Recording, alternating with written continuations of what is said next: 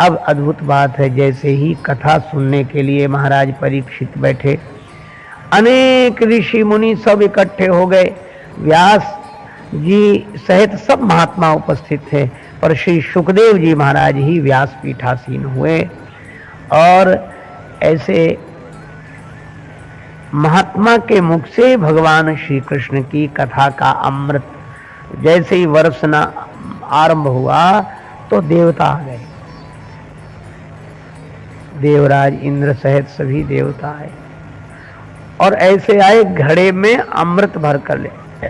स्वर्ग में भी तो अमृत है, तो घड़े में अमृत भर के ले आए और सुखदेव जी से प्रार्थना की कि ये परीक्षित अमर होना चाहिए, हो जाएंगे, ये स्वर्ग का जो हम अमृत ले आए इन्हें पिला दो।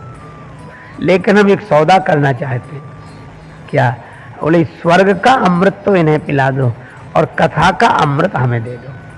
सुखदेव जी मुस्कुराए कि ये लोग हर जगह सौदा करते हैं, ये स्वर्ग का सुख भोगने वाले इतने बड़े बड़े पदों पर बैठे, यहाँ भी आए तो सौदा करने, सत्संग में भी आए तो सौदा ही करते, कथा में भी आए तो जैसी जिसकी बुद्धि होती है वैसा ही करते हैं।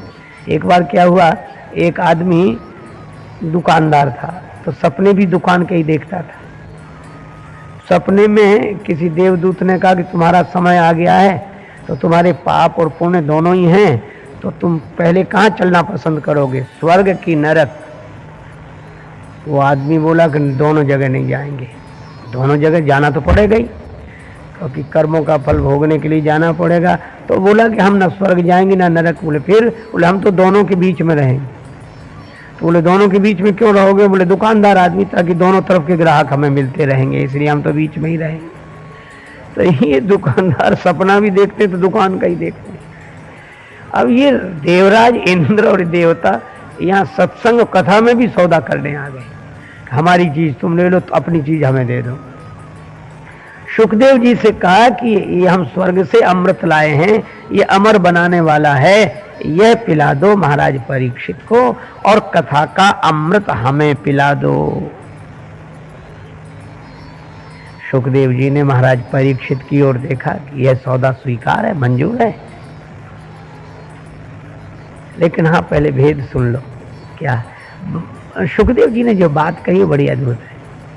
उन्होंने कहा कि देखो, स्वर्ग का अमृत पीने वाले के पुण्य नष्ट होते हैं।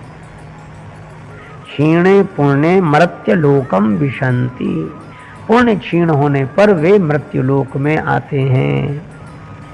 तो स्वर्ग का अमृत पीने वाले के पुण्य नष्ट होते हैं और भगवान की कथा का अमृत पीने वाले के पाप नष्ट होते हैं। अब तुम ही बताओ क्या तुम्हें स्वीकार है? और तब कहा गया, क्वा मणिर क्वा काच क्वा मणिर महान। कहाँ कांच और कहाँ मणि? कहाँ? तुलसीदास जी इसी का अनुवाद करते हैं, कांच किरिच बदले ते लेही, करते डारी परस मणि देही। और फिर एक बात है, क्या? स्वर्ग का अमृत पीने वाले, पीने के लिए सत्संगी श्रोता नहीं जाते हैं, स्वर्ग वाले भी कथा का अमृत पीने के लिए स्वर्ग छोड़कर धरती पर उतर आते हैं। और ऐसी यह भगवान की कथा का स्वरूप है।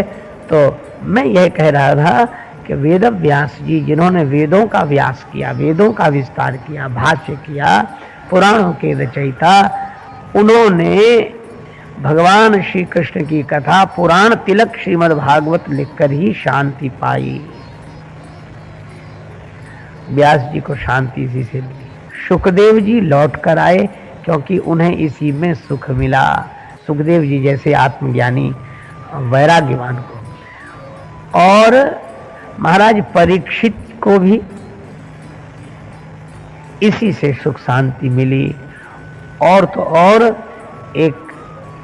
केवल एक सूत्र में बात कह देता हूं, भक्ति आंसू बहा रही। देवर्षि नारद ने देखा कि देवी तुम तरुणी हो, वृंदावन की घटना, और ये जो दो बूढ़े सो रहे हैं, मूर्छित हैं, ये कौन है? तब कहा भक्ति ने रोते हुए कि मेरे ये पुत्र हैं ज्ञान और वैराग्य, ये मूर्छित हो गए, इनको होश नहीं आ रहा है। मैं तो वृंदावन में आकर तरुण हो गई, और तरुणाई में नृत्य है, भक्ति जहां नृत्य करती हो धन्य है वो है वृंदावन भूमि, लेकिन ये ज्ञान वैराग्य मूर्छित हैं।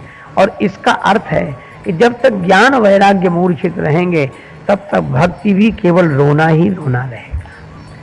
और तब नारद जी ने कहा, वृथा खेदय से बाले, हे बाला तुम चिंता मत करो, हे भक्ति माता तुम चिंता मत करो, ये अयम तो युग धर्मो ही वर्तते कस्य दूषणम, इसमें किसी का दोष क्या है।